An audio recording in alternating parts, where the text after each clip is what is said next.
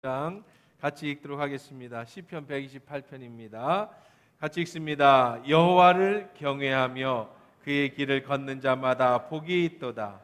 내가 내 손이 수고한 대로 먹을 것이라. 내가 복되고 형통하리로다. 내 집 안방에 있는 내 아내는 결실한 포도나무 같으며 내 식탁에 둘러앉은 자식들은 어린 감람나무 같으리로다. 여호와를 경외하는 자는 이같이 복을 얻으리로다. 여호와께서 시온에서 내게 복을 주실지어다. 너는 평생에 예루살렘의 번영을 보며 내 자식의 자식을 볼지어다. 이스라엘에게 평강이 있을지로다. 아멘. 좋으신 하나님 감사합니다. 오늘 말씀 속에서 주신 하나님의 귀한 음성이 들려지는 은혜의 시간만 되게 하옵소서. 예수님의 이름으로 기도합니다. 아멘. 명문 가정 만들기. 자, 가정의 달 시리즈 말씀을 전하고 있습니다. 여러분, 사람들이 생각할 때 가장 가치 있는 게 뭐라고 생각하십니까? 제일 가치 있는 것. 2022년, 그러니까 작년입니다. 한국인의 의식조사, 가치관조사 수요 결과 보고서를 받아봤습니다. 2022년에 전국의 17개 광역도시, 대한민국 거주 국민 19세부터 79세까지 성인 남녀 5,100명을 상대로 삶의 가장 중요한 것이 무엇이냐, 당신의 인생에서 제일 중요한 게 무엇이냐라고 하는 조사를 해본 결과 여기 보면은 여기 있대. 삶에서 가장 중요한 가치 제 1등이 뭐겠어요? 건강.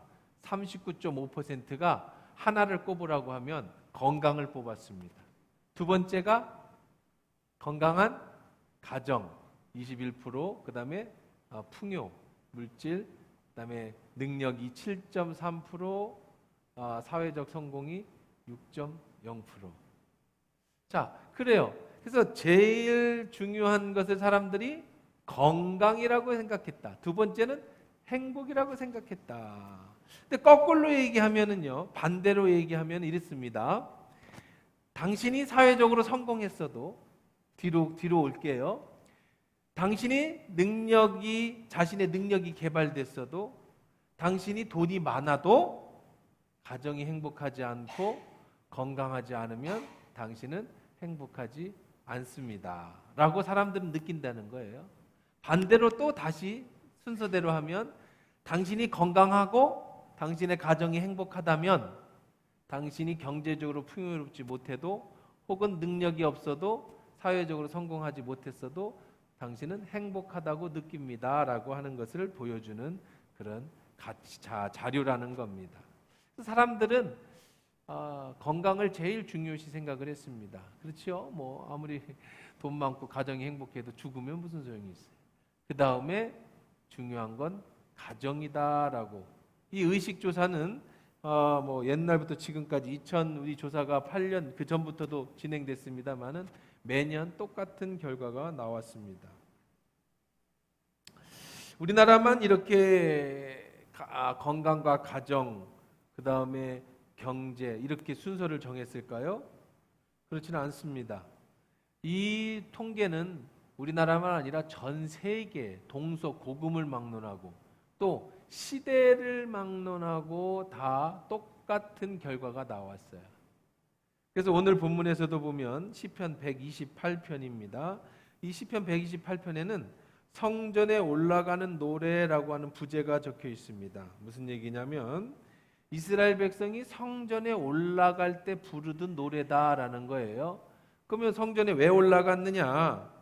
이스라엘 백성은요, 출애굽기 23장 25절 26절에 보면 내 하나님 여호와를 섬기라. 그러면 어떻게 해주시겠느냐?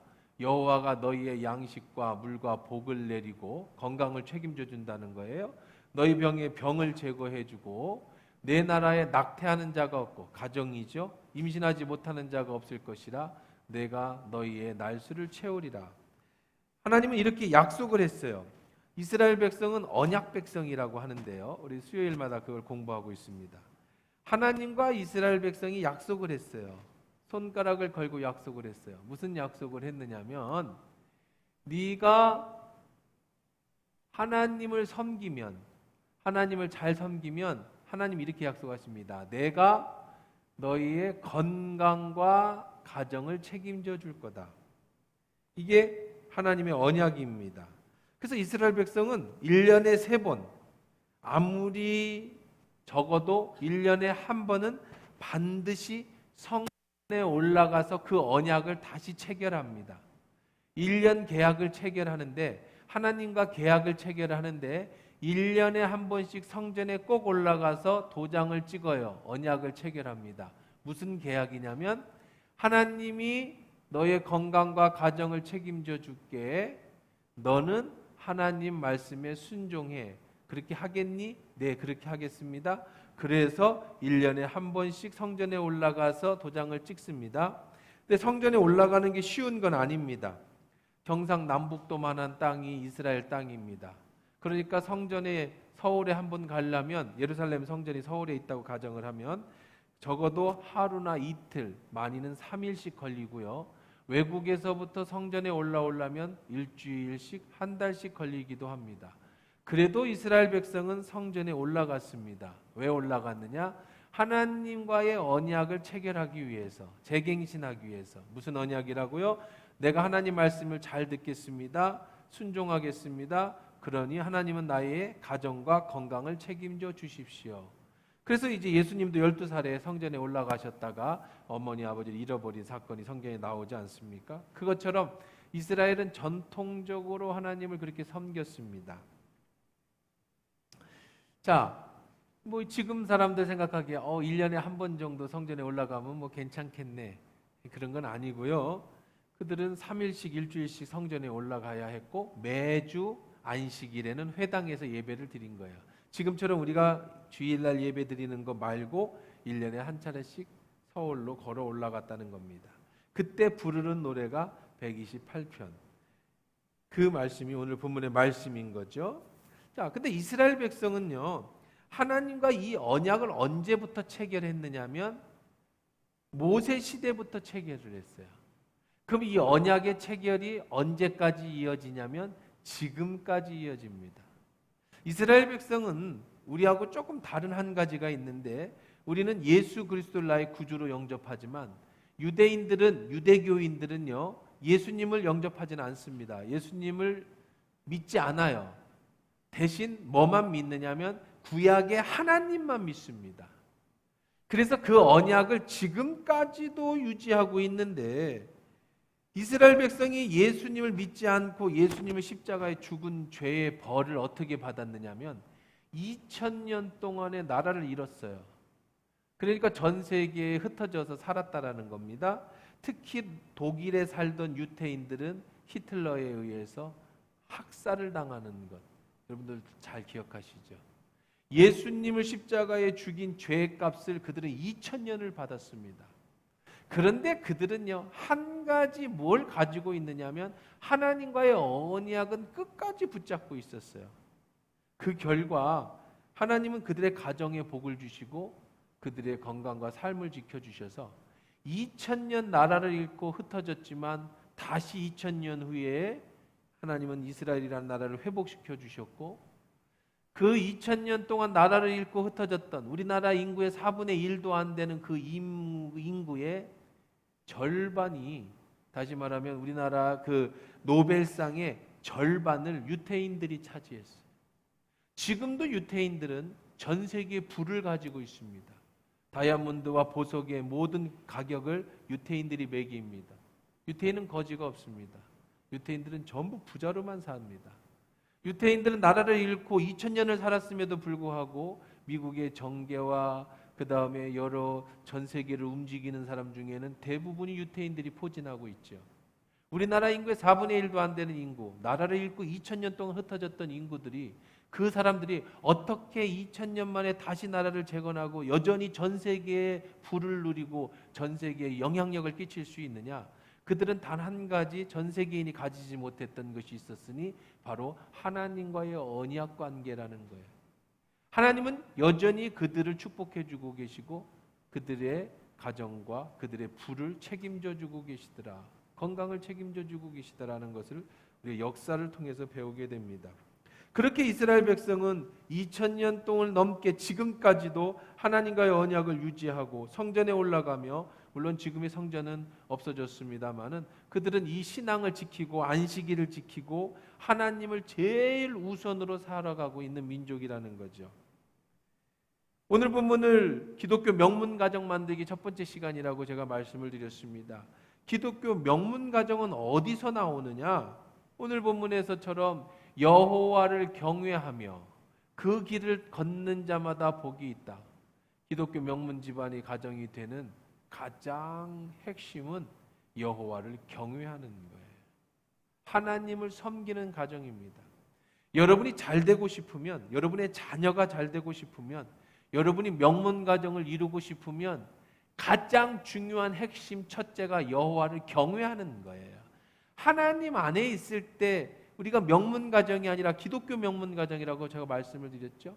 하나님 안에 있을 때 우리는 기독교 명문 가정이 되는 거고, 하나님을 경외할 때에만 그 안에서 주시는 복을 누릴 수 있는 것이지, 하나님을 떠나서는 자녀에게 신앙교육을 시키지 않고는, 하나님 안에서 믿음으로 자녀를 세우지 않고는, 믿음으로 가정을 이끌지 않고는 거기는 기독교 명문 가정이 될 수 없다는 것을 우리가 알 수 있는 거죠. 여호와를 경외하며 길을 걷는 자는 복이 있다. 그러면서 이렇게 얘기합니다. 3절입니다. 보라, 내 집 안방에 있는 내 아내는 결실한 포도나무 같으며 내 식탁에 둘러앉은 자식들은 어린 감람나무 같으리로다. 성전에 올라가면서 부르는 노래, 그들이 그 긴 시간 동안에 3일 동안에 이틀 동안에 걸어가면서 이런 노래를 불렀어요. 물론 내용 곡은 없지요. 그러니까 무슨 노래를 어떻게 불렀는지는 알 수 없지만 여호와를 경외하며 그 길을 걷는 자, 지금 성전에 올라가는 자는 복이 있다. 무슨 복이 있느냐? 내 손에 수고한 대로 먹을 것이며 내 집이 복되고 형통할 것이다. 내 집 안방에 있는 아내는 결실한 포도나무 같을 것이며 내 식탁에 둘러앉은 자식들은 어린 감람나무 같을 것이다. 하나님을 경외하면 이런 복을 준다라고 말씀하고 계십니다. 자, 오늘은 명문 집안 만들기에 첫 번째는 하나님을 섬기는 거라고 했다면, 두 번째 핵심은 뭐냐면 부부예요. 부부. 제가 5월 가정의 달을 맞이하면서 말씀을 준비할 때 늘 걸리는 게 있습니다. 그래서 어느 행간은 가정의 달이라고 해서 특별히 한두 정도만 가정의 설교를 하고 나머지는 그냥 강의 설교로 이어간 적도 있었어요. 늘 제 마음에 걸리는 한 가지가 뭐냐, 정말 가정의 달이 되면 조심스러운 한 가지가 뭐냐, 지금의 가정들이요, 해체 가정들이 참 많다는 거예요.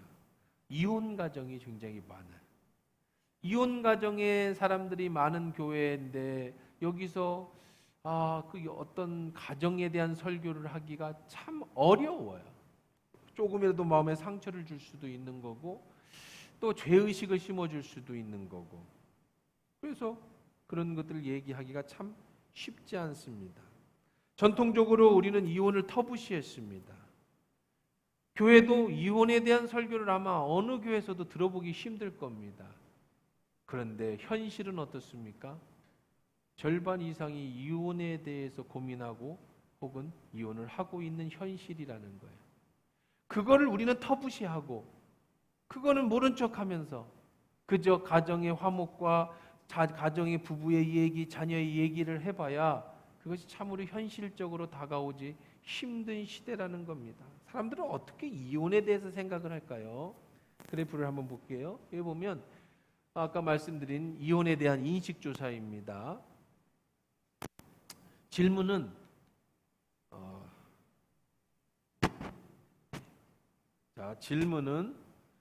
이혼은 해서는 안 된다. 제가 이게 쓰는 법을 몰라가지고 잠깐 제가 해볼게요. 셋, 됐다. 자, 이혼은 해서는 안 된다. 이게 이제 그 사람들의 심리를 물어본 거예요. 작년에. 자, 2023년입니다. 2023년에는요, 58.2%가 그렇다 그랬어요. 58%가 이혼해서는 안 된다 그랬습니다. 41.8%가 그렇지 않다. 이혼해도 된다라고 생각을 했습니다. 2013년, 9년 전입니다. 자, 2022년 작년입니다. 43.7%가 이혼해서는 안 된다 그랬어요. 그런데 반대로 그렇지 않다, 이혼해도 된다라고 생각하는 사람의 퍼센트가 56.3%. 2013년에는 41.8%가 이혼해도 된다고 생각했던 사람 중에 2022년은 56.3%. 다시 말하면 2023년을 살아가는 여러분들, 그리고 우리 주변의 모든 사람들은 절반 이상이 이혼해도 된다라고 생각을 하고 살아간다는 겁니다. 물론 이거는 나이별로 조사를 해보면 좀 달라지겠죠? 젊은 사람들은 훨씬 많겠고, 연세 드신 분은 좀 이혼해서는 안 된다는 표현이 더 많을 겁니다. 아니면 그래도 옛날부터 우리가 가지고 있던 생각이 있으니까. 근데 지금은요, 황혼 이혼도 굉장히 많습니다. 어떻게든지 애들 장가 보내고 시집만 보내면 이혼하겠다는 사람들, 그냥 꾹 참았다가 이제 마지막에 늙어서 나머지 시간이라도 내 인생을 좀 행복하게 살고 싶다고 하는 그런 사람들도 많아서 황혼 이혼율도 굉장히 높아지는 시대입니다. 자, 대한민국 사람의 56.3%가 이혼을 해도 된다라고 생각하는데, 교회에서는 이혼을 얘기할 때는 죄인으로 여겼습니다. 이혼을 해서는 안 된다라고 얘기를 합니다. 자, 성경은 뭐라고 얘기를 할까? 여러분, 이혼에 대해서는 어떻게 생각하시는지 한번 성경 말씀을 보도록 하겠습니다. 바리새인이, 자, 이 말씀은 마태복음 19장 3절로 6절 말씀입니다. 바리새인이 예수께 나와 그를 시험하여 이르되 사람이 어떤 이유가 있어 그 아내를 버리는 것이 옳으니까? 예수께서 대답하여 이르시되 그 사람을 지으시니가 본래 그들을 남자와 여자로 지으시고 말씀하시기를 그러므로 사람이 그 부모를 떠나 아내와 합하여 그들이 한 몸이 될지니라 하신 것을 읽지 못하였느냐. 제가 주례할 때 늘 이 본문으로다가 말씀을 전합니다. 하나님이 정해줬다. 둘이 한 몸이 됐다. 예수님이 말씀하신 거예요. 그런즉 이제 둘이 아니요 한 몸이니 그러므로 하나님이 짝지어 주신 것을 사람이 나누지 못할지니라 하시니. 그랬습니다. 예수님은 분명하게 말씀하셨습니다. 이혼하지 마라. 이혼해서는 안 된다. 하나님이 짝지어 주신 것을 사람이 나누어서는 안 된다. 우리 교회는 그렇게 얘기합니다. 그리고 이것이 정답입니다. 이혼하지 마십시오. 하나님이 사랑해 주신 것을, 짝지어 주신 것을 사람이 나눠서는 안 됩니다. 자, 그런데 여기서 끝나버리면 안 되지요. 그러면 그 시대 사람들이 바리새인이 이렇게 물었습니다. 여짜오되 그러면 어찌하여 모세는 이혼 증서를 주어서 버리라고 명하셨습니까? 하나님이 하지 말라고 했는데 왜 율법에는, 모세는 이혼할 때 이혼 증서를 써주라고 했습니까? 처음부터 이혼하지 말라는 것이 율법이면 어떤 경우에도 이혼하지 말아야지요. 왜 이혼 증서를 써주라고 합니까? 왜 어찌 모세의 말과 하나님의 말씀이 다릅니까? 예수님 이렇게 말씀하십니다. 예수께서 이르시되 모세가 너희 마음의 완악함 때문에 아내 버림을 허락하였거니와. 본래는 그렇잖아. 모세는 너희들이 마음이 하도 완악한 걸 보고 아내를 버리라고 허락해줬지만 원래 하나님의 뜻은 아니다. 더 모세의 율법보다 더 강하게 예수님 말씀하십니다. 들어보세요. 내가 너에게 말하노니 누구든지 음행한 이유 외에 아내를 버리고 다른 데 장가드는 자는 간음함이니라. 예수님은 절대적으로 말씀하십니다. 다른 여자랑 결혼하는 것은, 다른 여자랑 관계를 맺는 것은 음행이다. 네 아내 외에 어떤 이유도 이혼해서는 안 된다. 그런데요, 빨간 글씨를 보세요. 예수님 말씀 중에 음행한 이유 외에라고 하는 단어를 붙였습니다. 다시 말하면 어떤 경우는 이혼할 수 있다는 거예요. 예수님이 예외적으로, 네가 만약에 내 아내가 음행을 했다면, 내 아내가 바람을 폈다면 너는 이혼할 수 있다라고 하는 길을 예수님이 열어주신 거예요. 왜냐하면 음행한 이유 외에 아내를 버리고, 다시 말해서 음행했다고 해서 무조건 버리라는 얘기는 아닙니다. 아내가 음행을 했다면, 다른 남자와 눈이 맞았다면 그 아내를 버려라. 그 외에는 안 된다.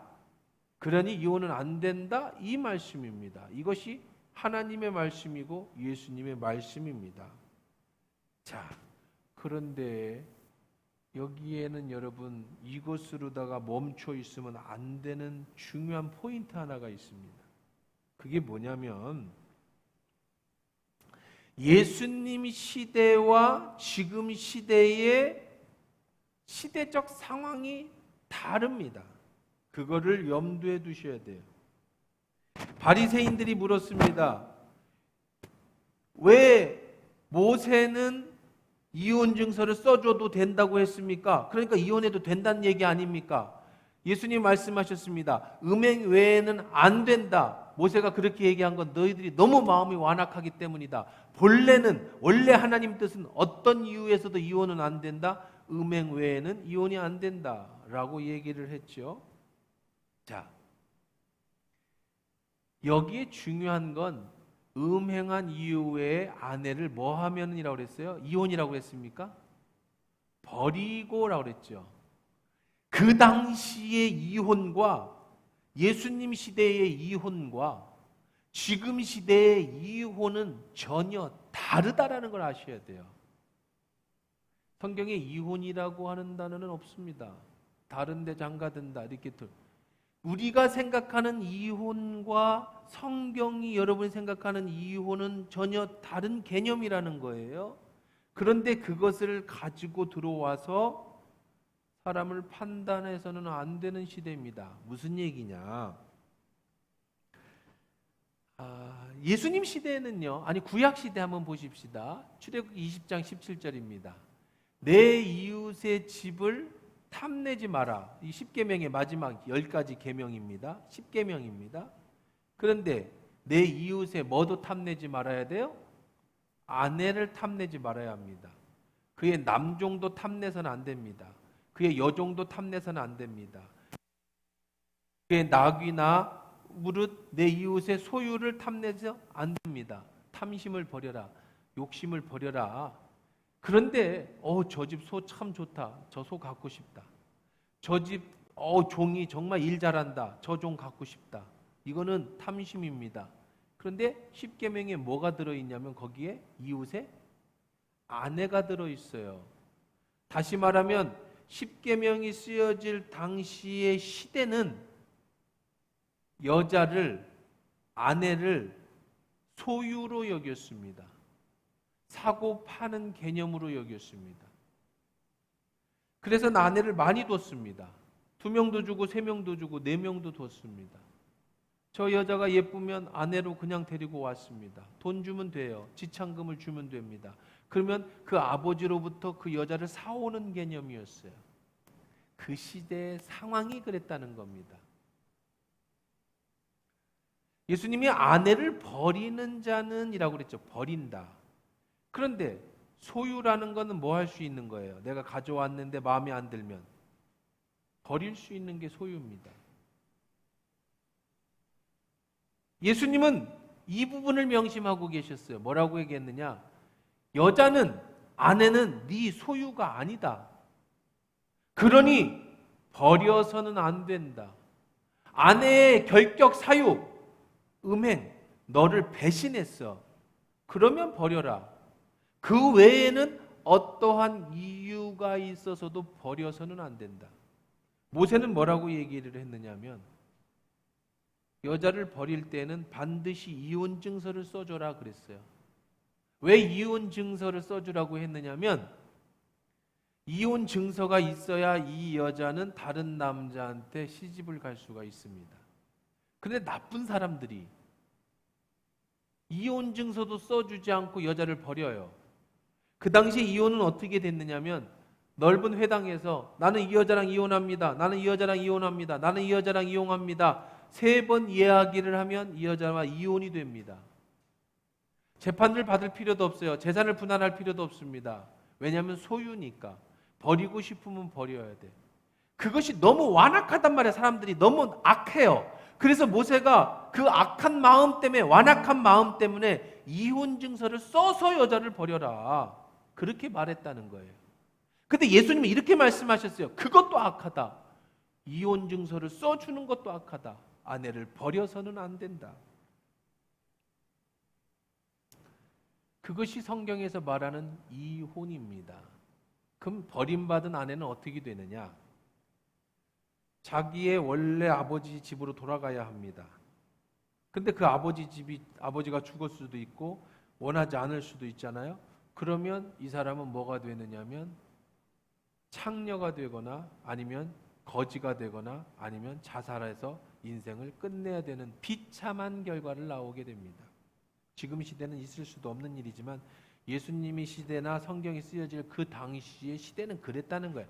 우리나라도 조선시대까지만 해도 칠거지약이라고 해서 여자 기침소리가 담벼락을 넘어가거나 불을 꺼트리거나 뭐 남자가 여자를 데리고 왔는데 질투를 하거나 그러면 어떻게 해요? 시부모 말을 안 듣거나 그러면 이혼 사유가 됐습니다. 내쫓으면 소박을 맞을 수 있는, 그거 불과 우리나라에서도 200년 전의 이야기니까 왜 그랬어요? 이렇게 얘기해서는 안 되는 거예요.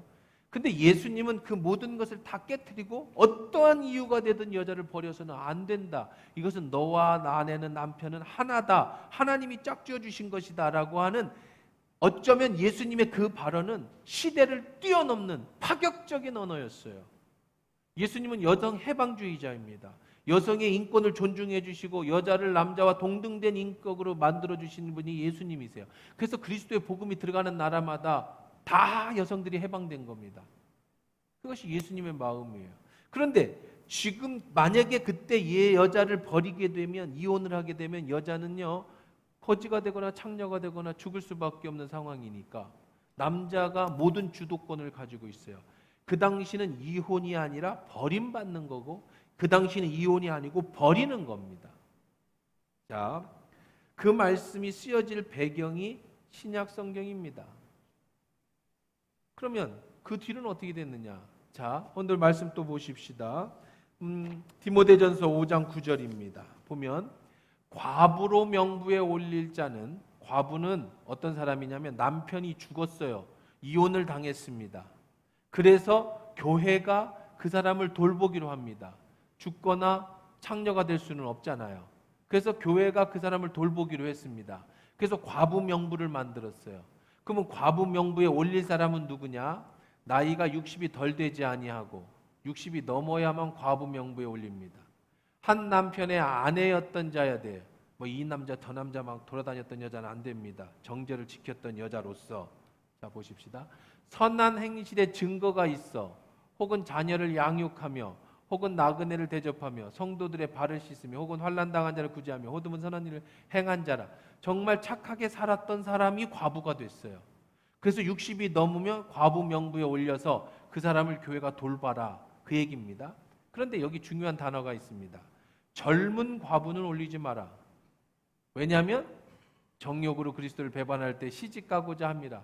평생 내가 시집 안 가고 주님만을 위해서 살겠습니다라고 헌신해 놓고 중간에 다른 남자 만나서 시집갈 수 있잖아. 그러니까 그 사람은 60이 되기 전에는 올리지 마. 뭐를 열어놨어요? 재혼의 길을 열어놨습니다. 시집갈 수 있으면 가라. 여기서 그리스도를 배반한다는 것이 재혼이 나쁘다는 얘기가 아니라 주를 위해서 살겠다고 해서 교회에서 녹을 받았어요. 교회에서 돈을 받았어요. 그래 놓고 나중에 시집 가면 안 되니까 60 되기 전에는 그런 사람을 과부로 인정해줘서는 안 된다라는 게 디모데전서에서 바울의 구체적인 교회의 조직도를 얘기할 때 얘기해 준 거란 말입니다. 다시 말하면 예수님 시대나 구약 시대나 그 당시에 여자가 과부가 되고 이혼을 하는 것, 남자와 여자가 이혼하는 것과 지금 시대의 이혼은 전혀 다른 개념이라는 거예요. 그런데 우리의 사고는 어디에 머물러 있느냐? 이 시대의 사고에 머물러 있어서 이혼을 하게 되면 내가 하나님 앞에 죄를 짓는 것, 범죄하는 것, 하나님의 가정을 깨트리는 것이라고 생각하는 그런 오류를 범할 수 있게 된다는 겁니다. 대한민국의 58%가 이혼이 된다라고 얘기하는데 교회에서는 이혼해서는 안 된다 하고 교회에서 이혼하는 것은 마치 죄인처럼 너는 이혼했으니까 죄인이야. 하나님이 짝지어준 거 네가 나눴으니까 너는 어떤 일이 있어도 너는 어떤 일도 할 수가 없어. 그래서 이혼한 사람은 장로도 못 되고 권사도 못 되고 이혼한 사람은 교회에서 배격이 되고 등한시 된다. 그거는 성경을 잘못 오해하고 해석한 결과물이라는 겁니다. 성경에서 말하는 그 이혼은 지금의 이혼하고는 다른 개념이라는 거죠. 자, 그러면 여러분이 또 착각하실 수 있는 부분이 있습니다. 아, 그럼 이혼해도 되는 겁니까? 예수님이 말씀하셨어요. 외도 이외의 아내를 버리는 것은 음행하는 거다. 다시 말하면 하나님이 짝지어 주신 그 가정을 함부로 깨트리고 버리는 것은 하나님이 원하시는 것은 절대 아니라는 겁니다. 자, 무슨 말입니까, 목사님? 이혼해도 된다는 겁니까? 이혼하면 안 된다는 겁니까? 지금 시대로 넘어오십시다. 술 먹으면 맨날 주먹 휘두르고는 남편. 도저히 이 사람하고 살아가다가 내가 죽을 것 같아. 맞아 죽을 것 같아. 근데 성경은 이혼하면 안 된다고 했으니까 이혼하면 안 됩니까? 이혼하면 죄인이라고 생각하니까 이혼하면 죄인이 될까요? 그것이 하나님이 원하시는 걸까? 생각해 봐야 됩니다. 자녀를 학대합니다. 이 집에서 같이 부부 생활을 했다가는 자녀한테 치명적인 문제를 일으키고 해결할 수 있는 능력 밖에 지금도 뉴스에 보면 그런 말도 안 되는 일들이 많이 생기죠. 어제만 해도 뭐 어린 여자애가 막 어떤 남자한테 막 두드려 맞았어요. 나중에 잡아보니까 자기 오빠야. 그리고 옆에 있는 게 엄마야. 그래서 왜 그러니까 맞다가 도망치니까 시내까지 쫓아와서 막 밟고 막 그래서 분리시켰어요. 그래도 이혼하지 말아야 됩니까? 이혼하면은 죄인이 되니까? 하나님 뜻이 아니니까? 그럴까요? 이혼해야 됩니까? 안 해야 됩니까? 해야 됩니까? 지금 농사시대 아니에요. 여자도 옛날의 여자와 달라요. 이혼을 당하는 시대가 아닙니다. 지금 얼마나 많은 여자들이 자기 스스로 자기 이혼을 선택하고 남자를 버리는 경우도 많죠. 그러니까 성경시대의 이혼관과 지금의 이혼관은 다르다는 걸 얘기해 주는 거죠. 여자들도 얼마든지 자기 스스로 돈을 벌 수 있는 시대입니다. 버림받는 개념이 아닌 시대예요. 그러니 외도만이 또 이혼 사유가 된다? 예수님이 그 당시에 외도 외에는 버려서는 안 된다라고 얘기할 때에는 예수님 시대에 여자가 범죄할 수 있는 유일한 것이 남자 외에 다른 남자를 만나는 것밖에는 없었어요. 근데 지금 시대는요. 남자도 외도하고 여자도 외도하고 뭐 지들이 하고 싶은 대로 다 하는 시대인데 그것이 이혼 사유가 될 수 있을까? 그것도 다른 차원인 겁니다. 정답은요. 이혼하는 것이 죄입니까? 이혼하지 말고 살아야 합니까? 네. 목사로서 드릴 수 있는 대답은 참고 사는 겁니다. 견뎌보는 겁니다. 이겨볼 때까지 이기는 겁니다. 하나님은 그 인내하는 모습을 기뻐하십니다. 인내하는 그 모습의 참 모습이 참 믿음입니다. 인내하며 기다리는 것 참으로 귀하고 아름답습니다. 하지만 죽을 것 같으면 이혼하세요. 이혼한다고 해도 절대 죄가 되지 않습니다. 목사님, 이혼이 죄가 안 된다고요? 오늘도 여러분 조그만 거짓말도 해도 죄입니다. 그렇죠? 남을 미워하는 것도 죄입니다. 그것도 죄니까 이혼도 죄라고 하면 죄겠지만 여러분을 죄인으로 정죄하고 죄의식에 살아갈 수밖에 없는 사람으로 만드는 건 절대 아니라는 거예요. 여러분이 참을 수 있는데 내 욕심 때문에 내가 외도하고 내가 바람피고 내가 잘 살고 싶어서 저 인간이 싫어서 에이 난 행복하게 살래 하고 이혼하는 건 죄입니다. 하나님이 절대로 기뻐하시는 게 아니에요. 참을 때까지 참고 참을 수 있는 데까지 참았지만 자녀를 위해서 내 인생을 위해서 도저히 안 된다고 한다면 이혼하십시오. 하나님은 그런다고 해서 절대 여러분을 정죄하거나 여러분에게 이혼이라는 프레임으로 여러분을 힘들게 하실 분이 아니에요. 여러분의 친정 아버지라고 생각하면 돼요. 내 딸이 그런 고통을 당하고 있다면 나라도 내 딸에게 이혼하라고 할 겁니다. 네가 참을 수 없다면, 네가 죽을 것 같다면 이혼해라. 아빠가 책임져 줄게. 제 딸에게 저는 그렇게 얘기할 겁니다. 하나님도 그렇게 말씀하실 겁니다. 절대 이혼이 여러분들로 하여금 죄의식을 갖거나 평생 죄에 대한 생각 가지고 살아가는 그런 여러분의 프레임을 만들지 않기를 바랍니다. 목사가 이혼하라는 얘기가 아닙니다. 참고 인내하고 견디는 것이 하나님의 뜻이에요. 하나님이 만들어주신 것을 사람이 나눌 수 없습니다. 하지만 예수님이 하셨던 그 말씀의 시대와 지금의 시대는 정신은 똑같다 할지라도 상황은 달라졌어요. 그러니 말씀드린 것처럼 견딜 수 없으면 이혼하십시오. 하나님은 그런 모습도 충분히 인정하시고 이해해 주시고 그 뒤에 새로운 계획을 가지고 계실 거라는 겁니다. 구약 시대와 다르게 지금 시대는 이혼이라는 것은 선택적 상황입니다. 이혼을 하면 죄인이 되는 게 아니에요. 참을 수 있는 데까지 참으시고 기다릴 수 있는 만큼 기다리십시오. 하지만 내가 이혼을 했다 해서 그것이 나를 죄인이라는 프레임으로 씌워서 평생 나로 하여금 주홍 글씨를 담고 그래서 하나님 앞에서도 교회 앞에서도 부끄러운 사람으로 살아가는 것은 절대 아니라는 겁니다. 하나님은 여러분이 그렇게 살기를 원하지도 않고 그렇게 상대를 봐서도 안 되고 내 기준으로 절대 다른 사람을 평가해서도 안 되는 겁니다. 그렇다고 해서 절대로 여러분 이혼을 쉽게 해도 된다는 말씀이 아니라는 걸 기억하십시오. 이 말은 다른 얘기입니다. 이혼이 죄가 아니니 이혼에 대한 죄의식을 가질 필요는 없다는 말씀이고 이것은 전체적인 선택의 상황이라는 거지 이혼의 시대나 이 구약 시대나 지금 시대나 성경이 말하는 이혼하지 말라고 하는 그 정신은 전혀 다르지 않다라는 거죠. 하나님의 시대나 지금이나 하나님의 뜻은 똑같습니다. 사랑하는 성도 여러분, 다시 한번 말씀드립니다.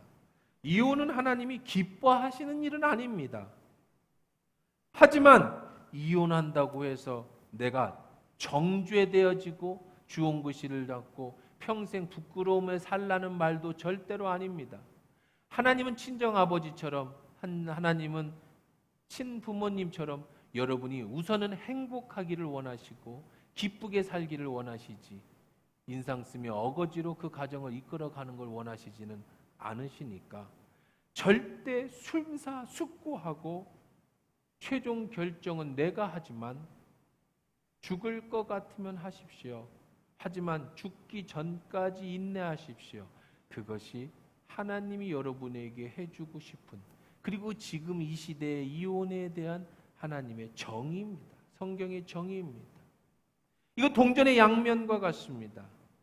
결혼을 결정하는 것, 이 남자와 이 여자랑 사귀로 결정하는 것보다 더 심사숙고해야 되는 것은 이 남자와 이 여자와 헤어지는 겁니다.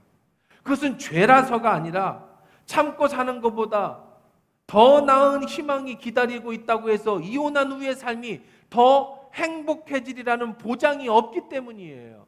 오히려 이혼이 참고 사는 것보다 더 어려울 수 있습니다. 이혼하지 않으면 언젠가는 하나님이 다시 회복의 기회를 주실 수 있습니다.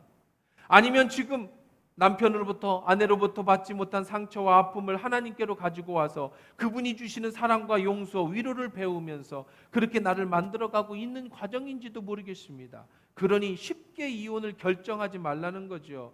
동전의 양면과 같습니다. 내가 가장 좋은 아내, 내게 가장 좋은 남편을 주셨다고 믿고 지금의 이 어려움을 잘 극복하고 인내하면 반드시 회복해 줄 것이라는 믿음을 가지고 그렇게 힘들어도 가정을 이끌어가고 살아가고 버티는 것, 믿음으로 가정을 지켜내는 것, 이건 정말 훌륭한 겁니다. 이건 정말 아름다운 겁니다. 그러나 동전의 뒷면과 같이 반대로 이렇게 살다가는 죽을 것 같고 더 이상 희망이 없고 견딜 수 없다면 학대와 폭력으로 정신적 상처로 더 이상 가정을 이끌 수 없을 것 같다면 그때는 심사숙고한 후에 이혼하십시오. 하나님은 그 부분을 인정해 주십니다. 그래서 더 많이 고민해야 되는 거예요. 이혼은 죽음이다라고 생각하면 안 돼요. 이혼은 구약과 지금의 시대는 다른 상황이라고 말씀을 드렸습니다. 하지만 내가 이혼을 선택했다면 그 후에 내게 생길 그 파장, 그 후에 생길 문제가 많겠죠. 자녀의 문제가 있을 겁니다. 생활에 어려움이 있을 겁니다. 나 혼자 살아야 된다는 책임감이 있어야 될 겁니다. 혼자 살아가야 된다는 두려움이 있을 겁니다. 심지어 밤에 자다가 바퀴벌레라도 나오면 남편이 때려잡아 죽을 텐데 이제는 나 혼자 벌벌 떨면서 몇십만 원을 주고 사람을 불러서 방역을 해야 될지도 모릅니다. 이런 문제뿐 아니라 인생에 살면서 어려운 문제가 생각하지 못한 너무나도 많은 문제가 여러분 앞에 있을 수도 있어요. 그러니 많이 기도하십시오. 많이 고민하십시오. 그리고 후회하지 않는 결정을 내리십시오. 성급하게 결정을 내려서는 안 됩니다. 이 시대의 이혼에 관한 중요한 하나님의 말씀의 기준은 내 목숨을 다해 지킬 수 있는 데까지 최대한 지켜라. 하나님이 가장 좋은 것으로 갚아주실 것이다. 하지만 네 행복도 소중하고 너의 고통을 보는 것도 아프니 내가 만약에 이혼을 해야 한다면 많은 것을 고민하고 생각하고 최종적으로 선택해라. 그 이혼이 너를 정죄하거나 너를 루저 실패한 인간으로 만들거나 너를 하나님의 정죄함으로 떨어져 가게 하지는 않을 것이다. 하나님은 여전히 고아와 과부의 하나님이시고 너의 하나님이시고 여전히 너는 똑같이 사랑받을 존재고 모든 사람은 너를 판단할 근거도 가치도 평가를 할 이유도 없다. 너는 너대로 소중하고 너의 가정은 너대로 가정대로 하나님이 주신 축복이다. 이것을 정리하라는 겁니다. 이혼한 부부는 어떻게 할까요? 합칠 수 있으면 합치십시오. 다시 다른 남자든 다른 여자든 결혼할 기회가 있다면 심사숙고하고 재혼하십시오. 그것도 선택의 문제입니다. 부끄러운 일이 아닙니다. 문제가 될 게 아닙니다. 재혼은 축복받을 일입니다. 재혼은 모든 사람에게 동일하게 결혼으로서 새로운 가정을 이루는 행복을 이루는 박수받을 일입니다. 다시 합치는 것 너무나도 아름답고 귀한 겁니다. 전 남편과 전 부인과 합치는 것도 소중하고 기회가 된다면 재혼하십시오. 그것도 하나님의 뜻입니다. 그래서 실수하지 말고 더 아름다운 가정을 이루는 것, 이것이 하나님이 주시는 축복의 가정을 이루는 다른 방법이죠. 오늘은 기독교 명문 가정에 대한 첫 번째 부부에 대한 말씀, 이혼에 대해서 조금 어렵지만 그리고 이것이 민감한 부분이지만 오늘 시대의 이혼에 대한 말씀을 나눴습니다. 여러분, 하나님의 말씀이 여러분의 삶의 실체가 되기를 바랍니다. 이혼보다 함께 최대한 맞춰 사세요. 최대한 인내하고 사십시오. 옆에 있는 내 아내, 내 남편도 하나 행복하게 해주지 못하면서 내가 행복하기를 원한다? 그건 어불성설입니다. 내가 행복하기 전에 아내를, 남편을 행복하게 해주는 것, 그것이 하나님의 뜻이고 명문 가정의 시작입니다. 행복한 부부, 여러분의 가정의 삶이 되기를 주의 이름으로 축원합니다.